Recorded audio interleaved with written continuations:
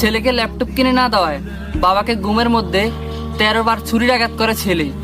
এমন অবস্থায় সবাই বাবাকে হসপিটালে ভর্তি করায়। ওখানে পুলিশ আসে ছেলেকে ধরে নিয়ে যাওয়ার জন্য।